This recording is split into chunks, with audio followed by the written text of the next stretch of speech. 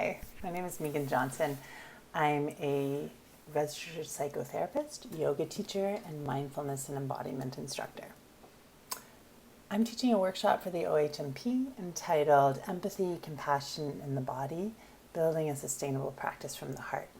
I'm going to tell you a little bit about it so you get a sense of what you might gain out of this workshop, and also to see if you enjoy the sort of style of presentation. So why this workshop? Why explore empathy and compassion? One is that these terms are thrown around a lot. They're often interchangeable. And I often find as therapists, we don't have a chance to sort of actively philosophize and conceptualize what we're doing and why. Empathy is often taught as the key to connection and rapport with our clients. However, I've noticed in my own practice, and research is showing that when we're in empathy, our bodies are actually firing mirror neurons that take our nervous systems through similar experiences to our clients or our friends or our loved ones. And this actually can cause a sort of stress in our bodies and trigger us in a way. Compassion, on the other hand, is the act of being with suffering, rather than suffering with, if that makes sense. And we'll get more into this in the workshop. But compassion is a place where there's sort of a larger containment, that we can be with the suffering of someone else. And that can lead to a more generative state of energy. So I designed this workshop because I noticed in my own work with clients that especially when we were doing parts work, when they were connecting to a younger part of themselves that have gone through a trauma, they're often very good at having empathy for that part. And yet, when they had empathy for the part, too much empathy could lead to being blended, being overwhelmed, being re-triggered. However, when they were able to shift to more of a sense of compassion, they were able to connect to the adult self they are now and all the resources that are there. And compassion allowed for a holding or a containment of the suffering of that part. I've also noticed in relational work that when I have a client who has empathy for their partner or their child, again, they can sort of get triggered with that suffering.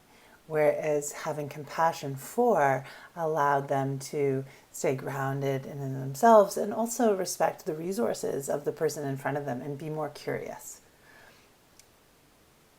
So that's a pretty quick statement of the things we're going to explore, but we're going to do some workshopping of these concepts so that you get your own understanding of them. And we're going to look at how the body can inform us of whether we're in a state of empathy or whether we're in a state of compassion, how we can shift between the two, when one is more helpful than the other, how to know that we're in them. So there'll be a series of sort of experiential exercises that we do with each other. You'll walk away, hopefully, from this workshop with a deeper sense of your own understanding of how empathy feels in your body, how compassion feels in your body, and how to play with both of them.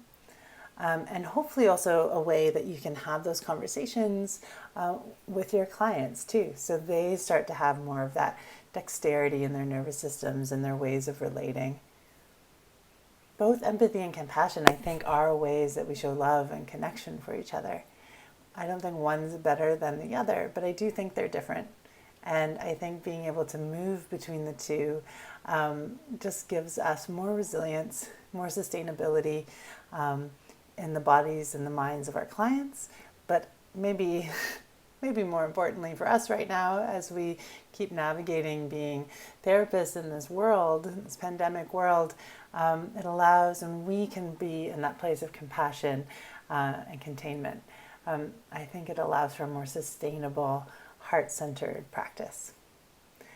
So I hope that if you join me, you come with lots of curiosity, and when you leave, I hope you leave maybe even with more curiosity to explore these concepts in your practice, in your work, and in your life.